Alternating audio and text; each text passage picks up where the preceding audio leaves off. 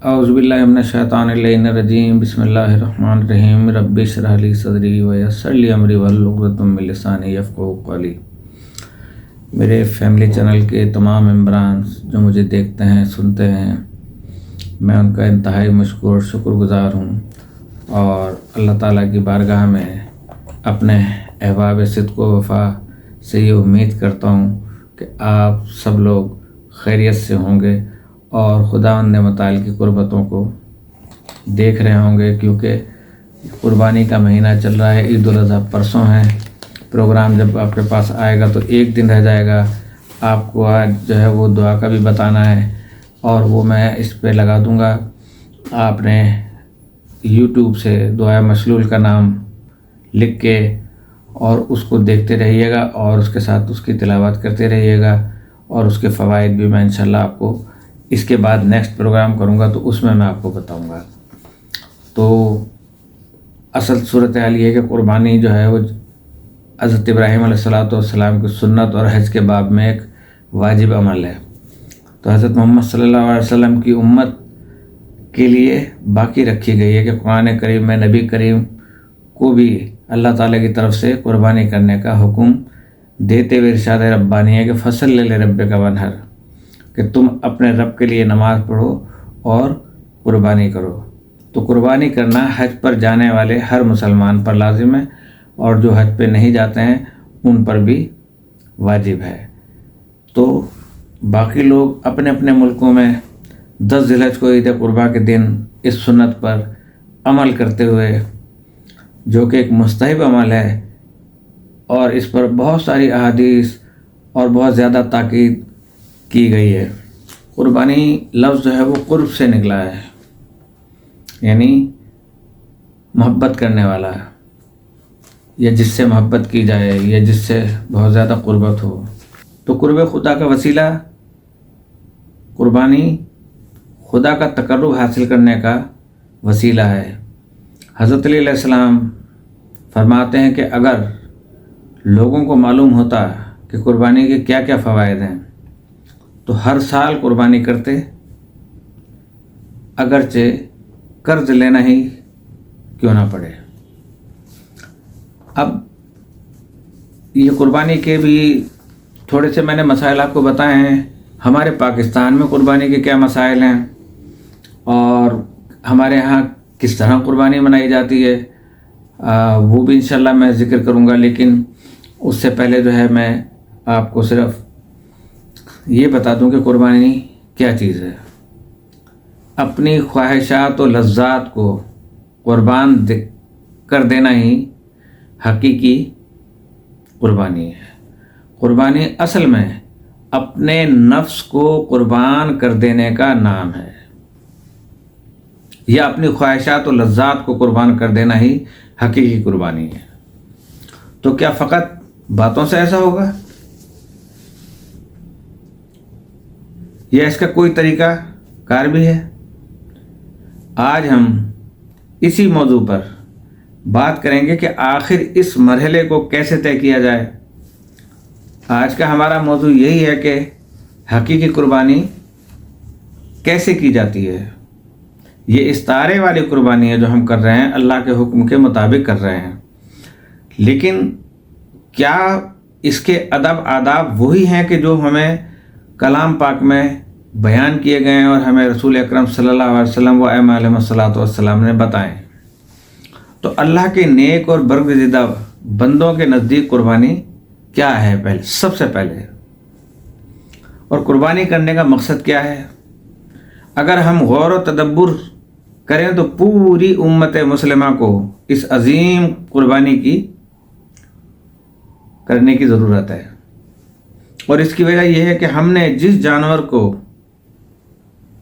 कुर्बान करना था या जिस जानवर की कुर्बानी करनी थी, हम तो उस जानवर की इबादत में मशगूल हो गए हैं।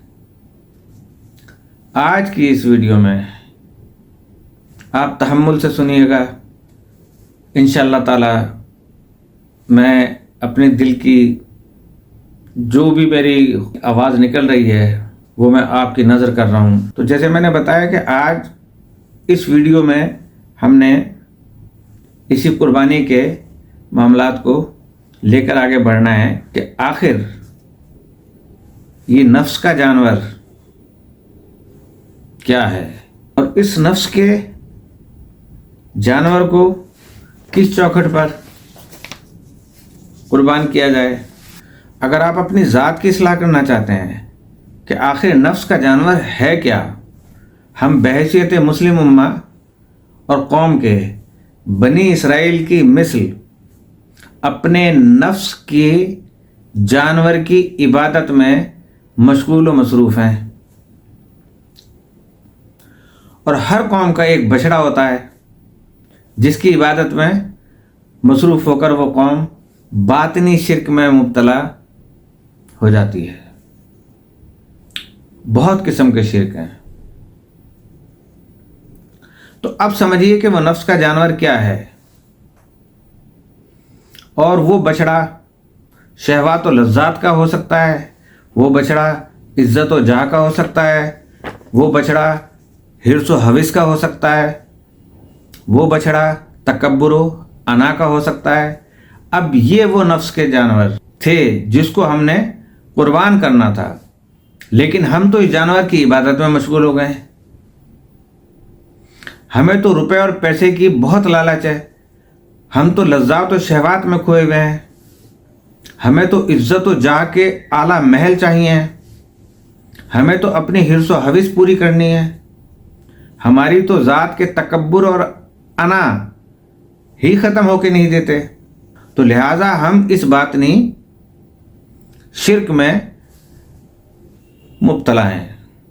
ہم اپنے اس نفس کے جانوروں کی عبادتوں میں مصروف ہیں، اور اب ہم نے کرنا یہ تھا کہ ہم نے اپنے نفس کے جانور کو کسی صاحب فقر کی صحبت میں قربانی کے لیے پیش کر دینا تھا، تاکہ ہمارے نفس کا یہ جانور قربان ہو جائے اور ہمارے اندر کا حقیقی رہنما زندہ ہو جائے۔ اب وہ حقیقی رہنما کیا ہے؟ وہ حقیقی رہنما انسان کے اندر اس کا قلب ہے، اس کا دل ہے۔ قلب وہ واحد انسٹرومنٹ ہے جس کے ذریعے سے ہم خداوند متعال تک رسائی حاصل کر سکتے ہیں، جس کے ذریعے سے ہم اپنی منزل اور اپنی حقیقت کو پہنچ سکتے ہیں۔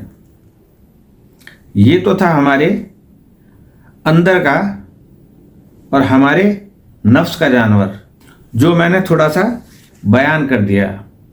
اب ہم اپنے موضوع سے تھوڑا آگے چلتے ہیں کہ آخر وہ شخص کون ہوگا جس کی صحبت میں ہم اپنے نفس کے جانور کو اور اس جانور کی قربانی کر سکیں، کہ وہ شخص ہے کیسا۔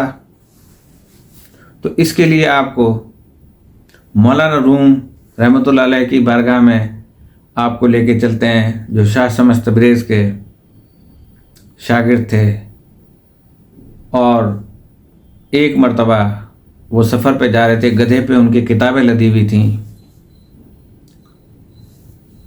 آگے پہنچے، شاہ شمس تبریز سے ملاقات ہوئی، تو انہوں نے پوچھا کہ یہ کیا چیز ہے؟ انہوں نے کہا یہ گدھے کے اوپر کتابیں لدی ہوئی ہیں۔ انہوں نے اپنے مریدوں سے کہا یہ کتابیں جو ہے یہ برابر میں دریا اس میں پھینک دو۔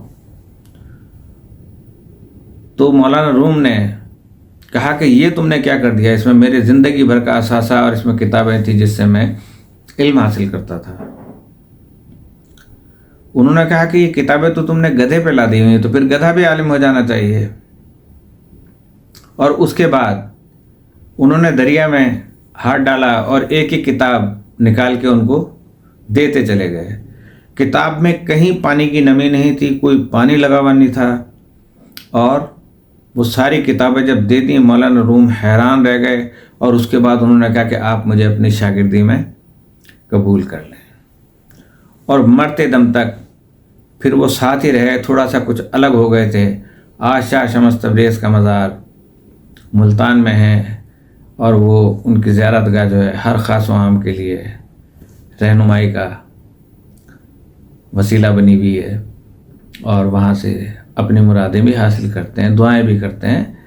ان کے واسطے سے اللہ تعالیٰ کی بارگاہ میں۔ تو مولانا رومی فرماتے ہیں کہ صاحب دل، صاحب فقر مثل زہر بھی ہوتا ہے اور مثل تریاق بھی ہوتا ہے۔ ایسا شخص اپنی ذات کے لیے مثل زہر ایسا ہوتا ہے کہ وہ اپنی ذات اور صفات کے مزے کر رہا ہوتا ہے اور اپنی ذات اور اپنی صفات کو مٹا رہا ہوتا ہے۔ اس لیے ایسا شخص اپنی ذات کے لیے مثل زہر ہوتا ہے اور مثل تریاق وہ دوسرے لوگوں کے لیے ہوتا ہے، کہ ایسے لوگوں کے لیے جو کہ خداوند متعال کی ذات کی تلاش میں ہوتے ہیں، ان کی اصلاح کے لیے، ان کے نفس کے جانور کی قربانی کے لیے وہ ان کی مدد بھی کرتا ہے، ان کے لیے وہ مثل تریاق ہوتا ہے، انہیں وہ طریقہ بتاتا ہے کہ جس کے اوپر چل کر وہ اللہ تعالیٰ کی ذات تک پہنچ سکیں۔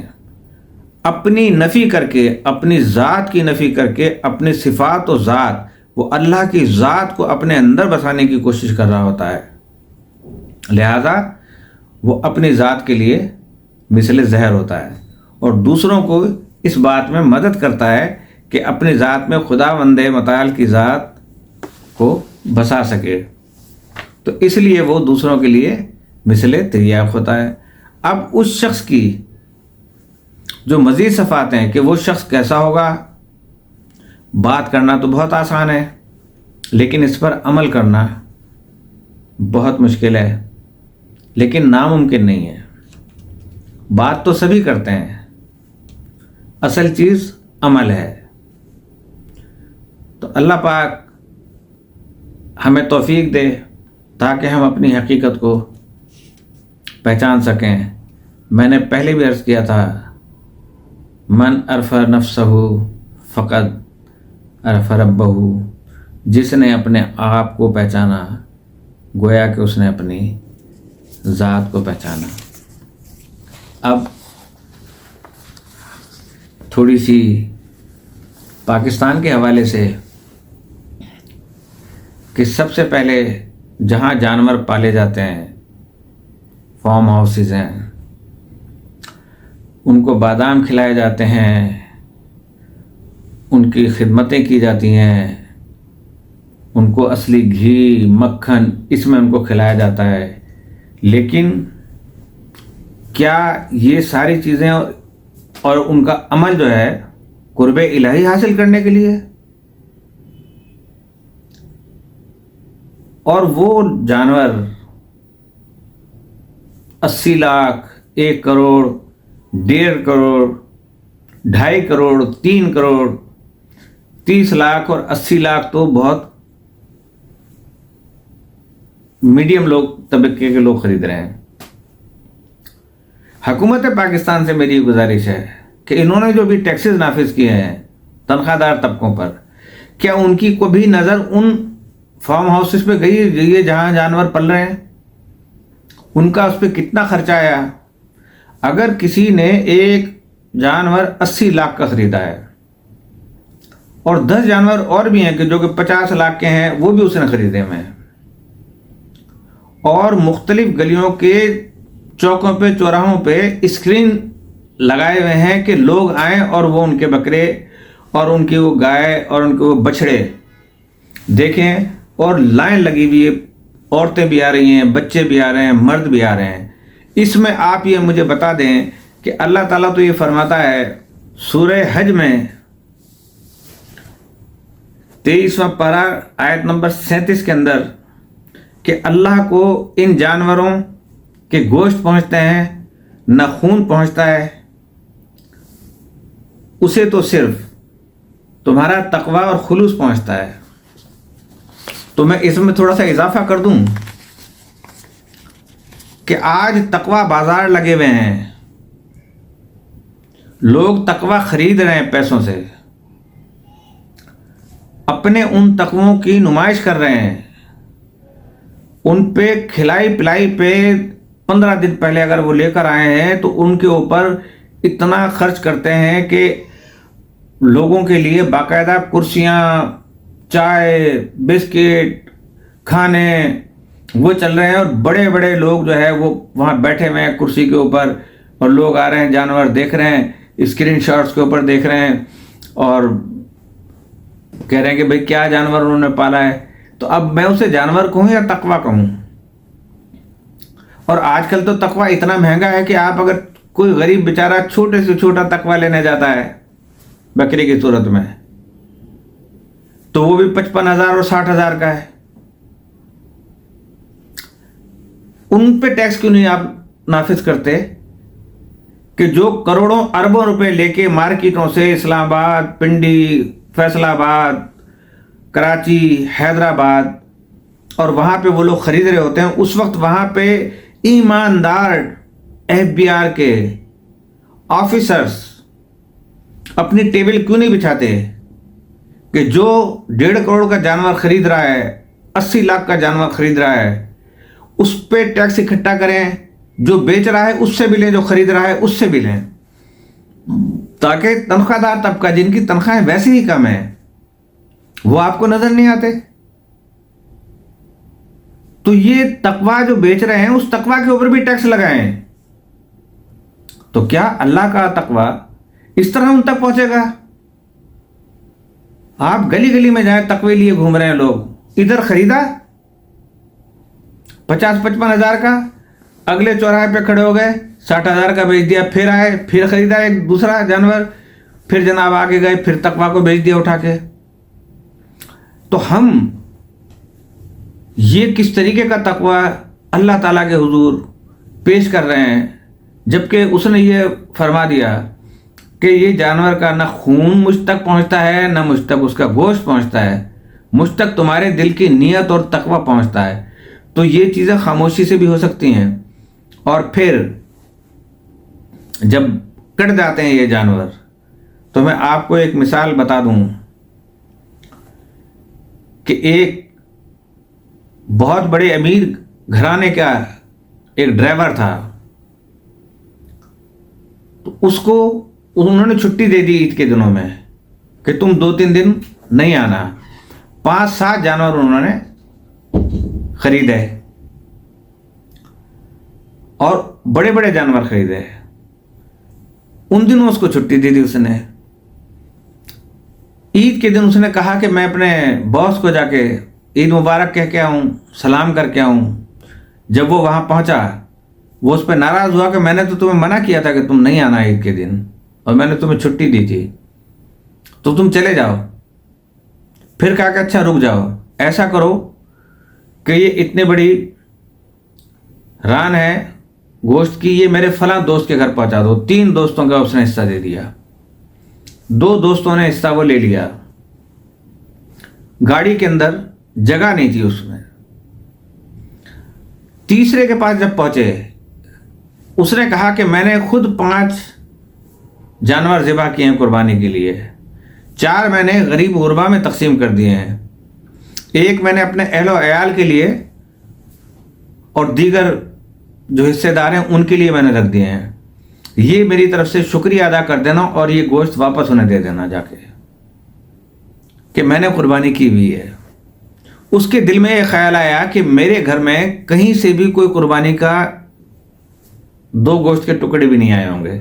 اس کے پڑوس میں پہلے ایک سبزی والا رہتا تھا، وہ قربانی کرتا تھا تو ان کو 3-4 بوٹیاں دے جاتا تھا. اس نے سوچا کہ اب باس کو تو میرے پتہ نہیں چلے گا، تو وہ گوشت لے کے گھر پہنچا. جب بیوی نے دیکھا، وہ بڑی نیک بخت ایماندار خاتون تھی اور انہوں نے اپنے شوہر سے کہا کہ یہ کس نے دیا ہے تمہیں؟ اس نے کہا باس نے دیا. کہا کہ مجھے سچ سچ بتاؤ. اس نے کہا کہ 3 لوگوں کے لیے مجھے باس نے دیا تھا کہ یہ ان کو پہنچا دو. 2 نے لے لیا، 1 نے واپس کر دیا. تو میں نے کہا کہ میرے بچوں نے صبح سے کچھ نہیں کھایا ہے، آج عید کا دن ہے اور گوشت ہمارے گھر اتنے عرصے سے پکا بھی نہیں ہے، تو یہ میں لایا ہوں. اس نے دروازے پہ ہی اس کو روک کے کہا کہ خبردار اندر داخل نہیں ہونا، یہ گوشت ہمارے لیے حرام ہے، آپ اسے واپس لے جائیں اس کے پاس اور اپنے باس کو دے دیں جا کے.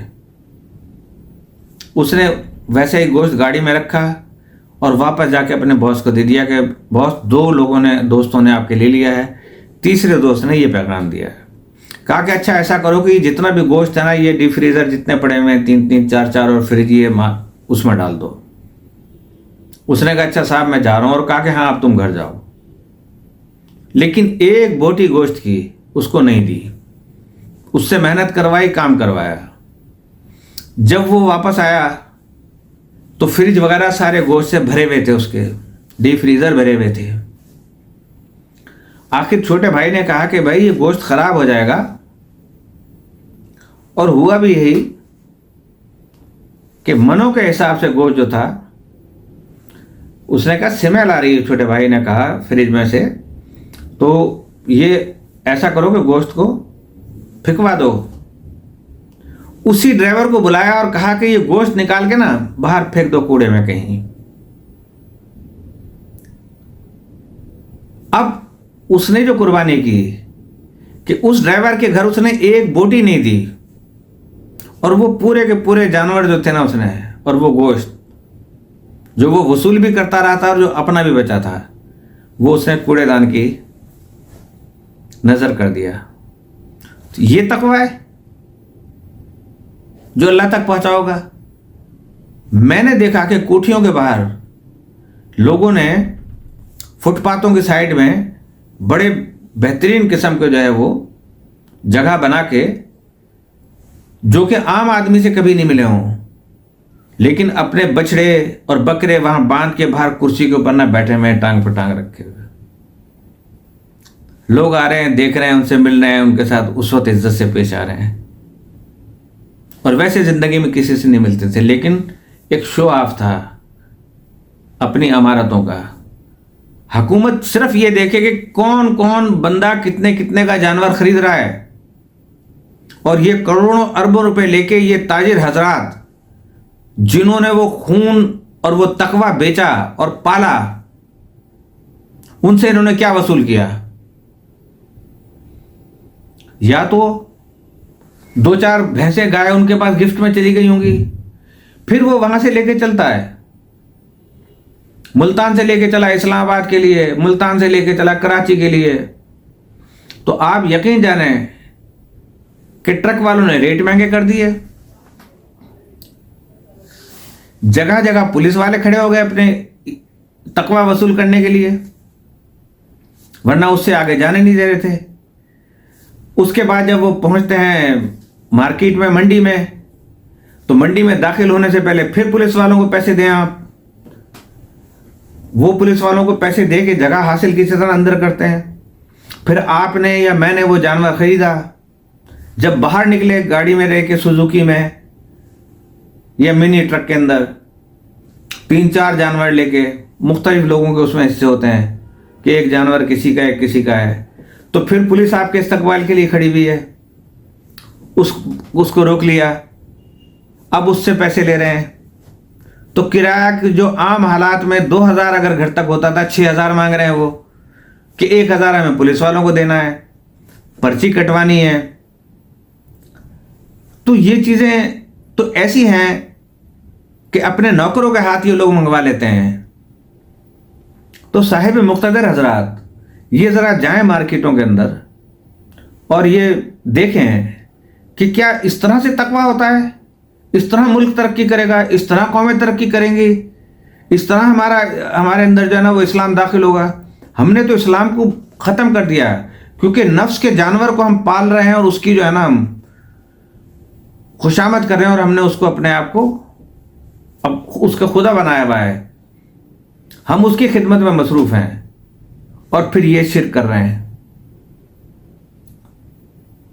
اور انتہائی افسوسناک بات یہ ہے کہ پھر جب گھروں میں پہنچ جاتا ہے، ان کے تقویٰ کی بھی مثال بہت بلند ہے. یعنی نیچے سے چلیں آپ تقویٰ کو لیتے ہوئے، گوشت کٹ گیا، پوری ایک ٹانگ جو ہے نا مہینوں فریج میں رکھی رہے گی. اگر وہاں پہ کوئی غریب غربا آ گئے لینے کے لیے، تو چھیچڑے، چربی، ہڈیاں ان کے حوالے دے دیں گے، یہ لے جاؤ. پائے تک نہیں دیتے ہیں کسی کو. جو اس کا سر ہوتا ہے اس کو بھی، اس کا مغز بھی نکلوا لیتے ہیں کہ تو آج بنوانا ہے ہم نے. کلیجی بھی اپنے پاس رکھ لیتے ہیں کہ وہ گھر میں پکے گی. اس کے بعد خاص گوشت نکال کے ان گھروں میں بھیجا جاتا ہے کہ جو امارت والے ہوتے ہیں، امیر ہوتے ہیں، اور اپنے غریب رشتہ داروں کے ہاں 3-4 بوٹیاں، وہ بھی ہڈیوں والی، تھوڑا تھوڑا سا اس میں گوشت کہیں نظر آ جائے گا، اور اس میں نلی بھی نہیں ہوتی کہ بندہ اس سے بھی یعنی وہ فیضیاب ہو جائے، اور وہ جا کے اتنی بڑی بھینس یا اتنے بڑے بچڑے میں سے ان کو آدھا کلو وہ پہنچا رہے ہیں، اور دوسری جگہ پہ 10-10 کلو پہنچا رہے ہیں جہاں ان کے کام پھنسے ہوئے ہیں۔ آج تقویٰ کو یہاں استعمال کیا جا رہا ہے۔ آج تقویٰ بہت مہنگا ہے، ہر مارکیٹ میں تقویٰ بہت مہنگا بک رہا ہے اور لوگ خرید رہے ہیں۔ یہ پیسہ کہاں سے آیا ہے کہ جو یہ تقویٰ خرید رہے ہیں؟ نمازیں تو خرید ہی رہے تھے، تنخواہ جو لیتے ہیں نماز پڑھانے کی اسلام میں جائز نہیں ہے۔ اذانیں دینے والوں کی تنخواہیں جائز نہیں ہیں شرعی طور پر۔ ہم نے اپنی اذانیں بیچ دیں، ہم نے اپنا نمازیں بیچ دیں، ہم نے اپنی تراویحیں بیچ دیں، ہم نے اپنی مجالس بیچ دیں، ہم نے ہر چیز بیچ دیا، اور ہم خرید بھی رہے ہیں۔ زیادہ سے زیادہ تعداد میں خریدتے ہیں کہ اس سے رش زیادہ بڑھے گا، لوگ زیادہ آئیں گے، واہ واہ ہماری بہت زیادہ ہوگی۔ تقویٰ کہاں ہے؟ وہ تو آسمان کے اوپر تک جاتا بھی نہیں ہے۔ بھلے کتنے بڑے بڑے اسپیکر لگا دیے جائیں، بڑے جلوس کر دیے جائیں، جماعت اسلامی، جمعیت علماء اسلام، جمعیت علماء پاکستان اور مذہبی جماعتیں، ان سب کے جو ہے وہ ایک NGOs بنی ہوئی ہیں کہ جو مدد کرنے کے لیے ہیں۔ سب کے سب کھالیں لینے کے لیے پہنچیں گے، کھال ہمیں دیں، کھال ہمیں دیں، کھال ہمیں دیں۔ ریلیاں اور اپنے سیاسی جلسے کرنے کے لیے ان کے پاس اتنا روپیہ ہے کہ وہ روڈ کے روڈ بلاک کر دیتے ہیں۔ یہ تقویٰ وہاں استعمال ہو رہا ہے۔ تو مجھے آپ یہ بتائیے کہ ہم یہ کس طریقے کی قربانی انجام دے رہے ہیں، اور وہ غریب جو بیچارے نہیں خرید سکتے ہیں وہ دیکھتے رہتے ہیں، انتظار کرتے رہتے ہیں کہ کاش ہمارے یہاں کہیں سے گوشت آ جائے گا۔ بھولا بسرا کوئی دے جاتا ہے تو وہ بھی یہ کہ چھوٹے سے شاپر کے اندر کاغذ میں لپیٹا ہوا، 1 دن کے بعد دے گئے، 2 دن کے بعد دے گئے، یا پہلے دن بھی دے گئے، تو یہ نہیں دیکھا کہ بھئی اس میں سے گوشت صاف کریں۔ جب اپنے لیے کسائی سے خریدتے ہیں تو کہتے ہیں یہ بھی چربی کاٹو، ادھر سے یہ بھی کاٹو، ادھر سے یہ چیز نکالو، مجھے ایسا گوشت دو، اور جب آپ دے رہے ہیں تو گوشت کی صفائی نہیں کر رہے ہیں۔ بہت افسوس ہوتا ہے کہ ہم رسول کی امت ہیں؟ نہیں ہیں ہم رسول کی امت۔ ہم انہی بنی اسرائیل والوں کی طرح جو بچڑوں کو عبادت کیا کرتے تھے، آج جانوروں کو لے کے گھسیٹتے پھر رہے ہیں مارکیٹوں کے اندر، بازاروں میں خوبصورتی دکھاتے پھر رہے ہیں۔ ایک میں نے جانور دیکھا بالکل ایسا تھا جیسے مخمل کا کپڑا ہوتا ہے۔ آپ بتائیے اس پہ کتنا خرچ ہوا اور اس نے کتنا کمایا ہوگا جس نے بیچا ہے۔ اربوں روپے کے جانور بکے ہیں، اربوں خربوں کے۔ صرف اسی پہ ٹیکس اگر ریسیو کر لیا جاتا تو ایک بہت بڑا اماؤنٹ حکومت پاکستان کے پاس آتا، لیکن کیونکہ سب تقویٰ گزار ہیں لہذا یہی ہونا تھا۔ تو اب جو ہے ہم آ جاتے ہیں عید الاضحیٰ اور فلسفہ قربانی۔ جینوین طریقہ بھی آپ کو بتائیں کہ اللہ تعالیٰ فرماتا ہے سورہ انعام آیت نمبر 162 میں کہ کہہ دیں بے شک میری نماز، میری قربانی، میرا جینا اور میرا مرنا اللہ کے لیے ہے جو سارے جہانوں کا پروردگار ہے، مالک و مختار ہے۔ ہر سال مسلمان اور مسلمانان عالم، دنیا کے مسلمان کروڑوں جانوروں کی قربانی کر کے جان نثاری کے اس بے نظیر واقعے کی یاد تازہ کرتے ہیں۔ یہ تو میں آپ کو دین کے حساب سے بتا رہا ہوں، آپ خود سمجھ لیجئے گا کہ میرے الفاظ کیا کہہ رہے ہیں۔ جو آج سے تقریباً 5,500 سال قبل عرب کی سرزمین میں اللہ کے گھر کے پاس پیش آیا تھا، کیسا رقت انگیز اور ایمان افروز ہوگا وہ منظر جب ایک بوڑھے اور شفیق باپ نے اپنے نوخیز لختے جگر سے کہا کہ اے پیارے بیٹے، میں نے خواب میں دیکھا ہے کہ میں تمہیں ذبح کر رہا ہوں، بتا تیری کیا رائے ہے۔ سورہ صافات، یہ میں پہلے بھی بتا چکا ہوں آپ کو 2-4-5 دن پہلے۔ لائق فرزند نے بلا تأمل کہا کہ ابا جان، آپ کو جو حکم دیا جا رہا ہے وہ کر ڈالیے، آپ انشاءاللہ مجھے صابروں میں سے پائیں گے۔ اور پھر اخلاص و وفا کے پیکر نے خوشی خوشی اپنی معصوم گردن زمین پر اس لیے ڈال دی کہ اللہ کی رضا اور حکم کی تعمیل کے لیے اس پر چھری پھیر دی جائے۔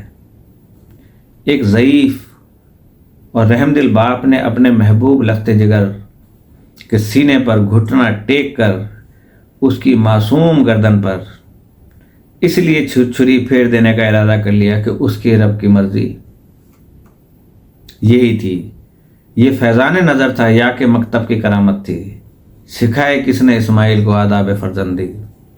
اطاعت و فرما برداری کا یہ بے نظیر منظر دیکھ کر رحمت خداوندی جوش میں آ گئی،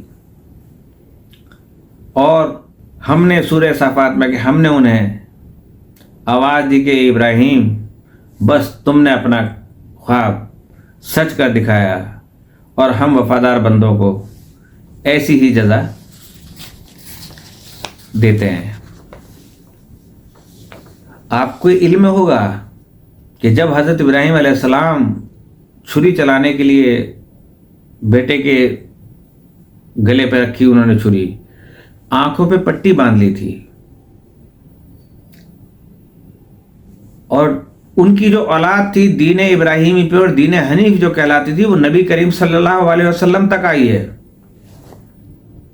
تو کیا علامہ اقبال نے کہا تھا کہ غریب و سادہ و رنگی ہیں داستان حرم، نہایت اس کی حسین ابتدا ہے اسماعیل۔ ابتدا اسماعیل نے کی، انتہا حسین نے کی کربلا کے میدان میں۔ یہاں آنکھیں بند کر کے پٹی باندھی تھی اور گردن چلائی تو دمبا آ گیا نیچے، وہاں انہی کی اولاد سے کربلا کے میدان میں انتہا کی، ابتدا اسماعیل نے کی، انتہا کی امام حسین نے فزیکلی اپنی گردن کٹوا کے، اپنے بیٹوں کی گردنیں کٹوا کے، لیکن پٹی نہیں باندھی تھی۔ اسی وجہ سے کہا کہ نہایت اس کی حسین ابتدا اسماعیل، انتہا امام حسین نے کی۔ تو حضرت امام ابراہیم علیہ السلام کی پوری زندگی قربانیوں کی یادگار ہے۔ حیات ابراہیم علیہ السلام کو اگر قربانی کی تفسیر کہا جائے تو زیادہ صحیح ہوگا۔ اللہ کی راہ میں قربانی دینے کا مفہوم اگر آپ جاننا چاہیں تو ضروری ہے کہ آپ ابراہیم علیہ السلام کی زندگی کو پڑھیں۔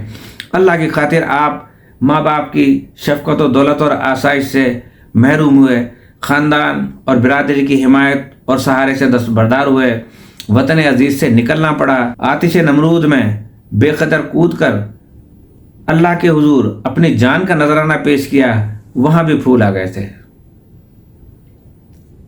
لیکن یہاں پتھر آئے تھے، یہاں تیر آئے تھے۔ حضرت ابراہیم نے ابتدا کر کے بتا دیا تھا کہ یہ میں آپ کو ایک اشارہ دے رہا ہوں، لیکن اس کی انتہا میری اولاد میں سے ہی کربلا کے میدان میں وہ ہوگی، اور اللہ ہی کی رضا اور اطاعت میں آپ نے اپنی محبوب بیوی اور اکلوتے بچے کو ایک بے آب و گیا ریگستان میں لا کر ڈال دیا، اور جب یہی بچہ ذرا سنے شعور کو پہنچا اور کسی لائق ہوا تو حکم ہوا کہ اپنے ہاتھوں سے اس کے گلے پر چھری پھیر کر دنیا کے ہر سہارے اور تعلق سے کٹ جاؤ اور مسلم حنیف بن کر اسلام کامل کی تصویر پیش کرو، کیونکہ دین حنیف بھی کہا جاتا ہے ان کو۔ تو اسلام کے معنی ہے کامل اطاعت، مکمل سپردگی اور سچی وفاداری قربانی کا یہ بے نظیر عمل وہی کر سکتا ہے جو واقعتاً اپنی پوری شخصیت اور پوری زندگی میں اللہ کا مکمل اطاعت گزار ہو، زندگی کے ہر معاملے میں اس کا وفادار ہو، جس نے اپنا سب کچھ اللہ کے حوالے کر دیا ہو۔ اگر ہماری زندگی گواہی نہیں دے رہی ہے کہ ہم اللہ کے مسلم اور وفادار ہیں، اور ہم نے اپنی پوری زندگی اللہ کے حوالے نہیں کی ہے، تو ہم محض چند جانوروں کا خون بہا کر ابراہیم علیہ السلام کی سنت کو تازہ نہیں کر سکتے۔ آج وہ سنت چل رہی ہے جس میں کہ حضرت ابراہیم نے چھری رکھی اور حضرت اسماعیل کی جگہ پہ دمبا آ گیا۔ پوری عالم اسلام اس سنت کو مناتی ہے، لیکن نبی کی سنت، نبی آخر الزمان کی سنت، کہ جب انتہا کی امام حسین علیہ السلام نے، تو اس سنت پہ یا ان کی باتیں سننے کے لیے یا اس بیٹے کا ذکر سننے کے لیے جو رسول اللہ کے بیٹے تھے، کوئی تیار نہیں ہے۔ ان کے لیے لائسنس لینے پڑتے ہیں، ان کے ذکر کے لیے جو ہے S P D S P سے پوچھنا پڑتا ہے، ورنہ ایف آئی آریں کٹ جاتی ہیں۔ آپ بکروں کے لیے بھی اور بھینسوں کے لیے بھی یہ آرڈر کر دیں کہ لائسنس لیں، پیسے جمع کرائیں، ٹیکس جمع کرائیں، اتنا ایڈوانس کے اندر، اس کے بعد وہ چیزیں خریدیں۔ تو میں یہ عرض کر رہا تھا کہ خون بہا کر ابراہیم علیہ السلام کی سنت کو تازہ نہیں کر سکتے؟ بالکل کر سکتے ہیں اور کر رہے ہیں۔ نہیں کر رہے ہیں تو وہ اس مظلوم کے لیے نہیں کر رہے ہیں، اور اس عہد پر پورے نہیں اتر سکتے جو قربانی کرتے وقت ہم اپنے اللہ سے کرتے ہیں۔ دراصل اسی واقعے کو تازہ کرنا اور انہی جذبات کو دل و دماغ پر حاوی کرنا قربانی کی روح اور اس کا مقصد ہے۔ اگر یہ جذبات اور ارادے نہ ہوں، اللہ کی راہ میں قربان ہونے کی آرزو اور خواہش نہ ہو، اللہ کی کامل اطاعت اور سب کچھ اس کے حوالے کر دینے کا عزم اور حوصلہ نہ ہو، تو محض جانوروں کا خون بہانا، گوشت کھانا اور تقسیم کرنا قربانی نہیں ہے، بلکہ گوشت کی ایک تقریب ہے کہ جو ہر سال ہم منا لیا کرتے ہیں اور خوش ہوتے ہیں کہ ہم نے ابراہیم علیہ السلام کی سنت کی یاد کو تازہ کر دیا۔ اللہ کو نہ جانوروں کے خون کی ضرورت ہے، نہ گوشت کی، اور اس کو اخلاص، وفا اور تقوی اور جانثاری کے وہ احساسات و جذبات مطلوب ہیں کہ جو آپ کے دل میں پیدا ہوئے، کہ اللہ کو نہ ان کے جانوروں کے گوشت پہنچتے ہیں اور نہ ان کا خون، اسے تو صرف تمہارا تقوی پہنچتا ہے، اور تقوی تو بہت مہنگا ہے۔ جو روایت یہاں چل رہی ہے کہ ایک گوشت کی رسم ہے کہ ہر سال ہم نے کرنی ہے، وہی رسم دوسری طرف بھی چلتی ہے۔ تو یہی تقوی اور اطاعت و فرمانبرداری کا جوہر قربانی کی روح ہے، اور اللہ کے ہاں صرف وہی قربانی شرف قبولیت پاتی ہے جو متقی لوگ اطاعت، فرمانبرداری اور جانثاری کے جذبات کے ساتھ پیش کرتے ہیں۔ تقوی، اخلاص، وفاداری اور جانثاری کے یہ جذبات اس طرح پیدا نہیں ہوتے کہ ہم گاہے گاہے اللہ کو یاد کر لیں اور کچھ ایسے مخصوص اعمال کبھی کبھی کر لیں جو اللہ سے تعلق اور اس کی راہ میں قربانی کی علامت ہوں، پھر اپنے افکار و خیالات، احساسات و جذبات، اخلاق و معاملات، اطاعت و وفاداری، رسم و رواج، معاشرت و معیشت اور قیادت و سیادت میں آزاد رہیں کہ جو جی چاہے سوچیں، جو جی چاہے ارادے رکھیں، جو چاہے کریں، جس کی اطاعت و فرمانبرداری کا چاہے دم بھریں۔ اللہ سے یہ عہد کرنے کے بعد میں رب العالمین کا مسلم نہیں ہوں۔ کیا اس کی گنجائش ہے کہ ہم دوسرے نظاموں کو اطاعت کے لیے اپنائیں اور اپنے من مانے طریقوں کو پیروی کریں؟ کیا جانوروں کا فدیہ دے کر ہم نے اپنی جانوں کو اس لیے چھڑایا کہ ہم اپنی جانوں اور اپنی قوت و صلاحیت کو جہاں چاہے کھپائیں اور قربان کریں، اور اللہ سے یہ امید کریں کہ وہ ان جانوروں کا گوشت اور خون قبول کر لے گا؟ اسے تو یہ چاہیے ہی نہیں نا، اسے تو تمہارے اندر کا خلوص اور اس کا تقوی چاہیے۔ یہ متقیوں کے قبول ہوتے ہیں، جو متقی لوگ ہوتے ہیں ان کی قربانیاں قبول ہوتی ہیں۔ سب سے پہلے آپ اپنا آپ کو پرکھیں اور دیکھیں کہ آپ متقی ہیں،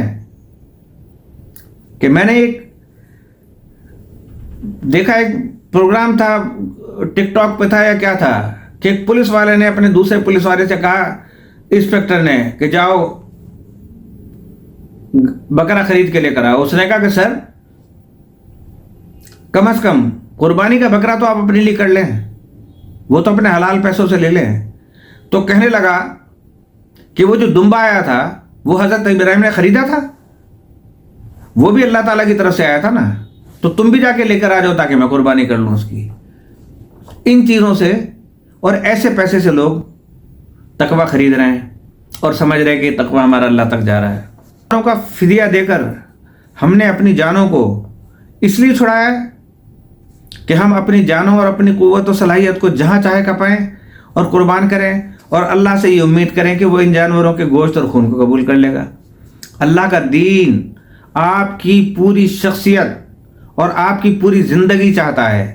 وہ چاہتا ہے کہ آپ اس کی اطاعت کے ساتھ کسی اور کی اطاعت کا جوڑ نہ لگائیں، انا کا جوڑ نہ لگائیں، عزت و جاہ کا نہ لگائیں، محلات کا نہ لگائیں، بڑی بڑی گاڑیوں کا نہ لگائیں، اپنے عہدوں کا نہ لگائیں، اس لیے کہ مٹی میں چلے جانا ہے۔ آپ نے بڑے بڑے بزرگ چلے گئے، دارا و سکندر چلے گئے، آپ تو کچھ بھی نہیں ہو یار، آپ تو خریدار ہو، تقوی خریدا تم نے بے تقوی لوگوں سے، اور بے تقوی نہیں خریدا اس تقوی کو، تو آگے کہاں تک جائے گا وہ اللہ تک۔ تو جن برگزیدہ ہستیوں کی سنت کو آپ تازہ کر رہے ہیں، انہیں دیکھیں کہ وہ کس طرح زندگی کے ہر معاملے میں صرف اور صرف اللہ کے تابع فرمان تھے، اللہ سے اسلام اور بندگی کا عہد کرنے والے حضرت ابراہیم علیہ السلام کی پوری زندگی اسلام کی کیا تصویر پیش کرتی ہے۔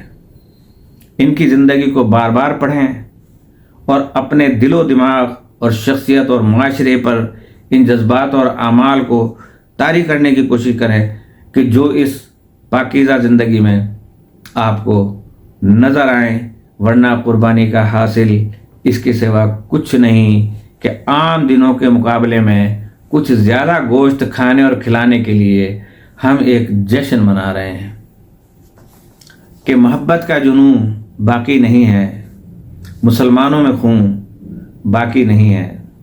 صفیں کج ٹیڑھی میڑھی صفیں کج دل پریشان سجدہ بے ذوق،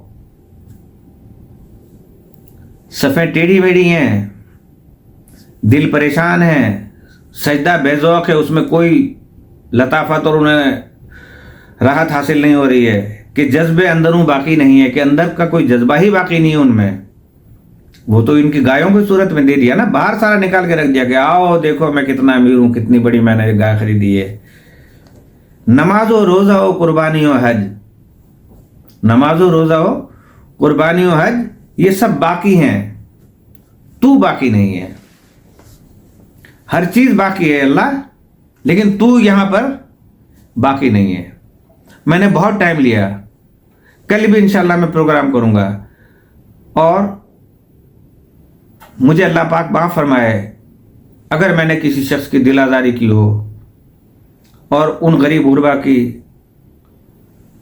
اللہ پاک مدد فرمائے اور ان کی توفیقات میں اضافہ فرمائے کہ وہ قربانی کا جانور خرید کے قربانی کر سکیں۔ اور میری صاحب ثروت حضرات سے یہ گزارش ہے کہ اپنے اس تقوی میں سے صاف صاف تقوی ان سفید پوش لوگوں کے گھروں تک پہنچائیں کہ جن کے گھروں میں گوشت مہینوں میں پکتا ہے، یا کبھی پورا سال انہیں جو ہے عید الاضحیٰ کا انتظار کرنا پڑتا ہے۔ تو اس کے ساتھ میں آپ سے اجازت چاہتا ہوں، اس دعا کے ساتھ کہ اللہ تعالی ہم سب کی جان و مال و ایمان و عزت و آبرو کی حفاظت فرمائے، اور ہمیں فلسفہ قربانی اور فلسفہ حج بھی وہ ہمیں سیکھنے کی، سمجھنے کی توفیق عطا فرمائے۔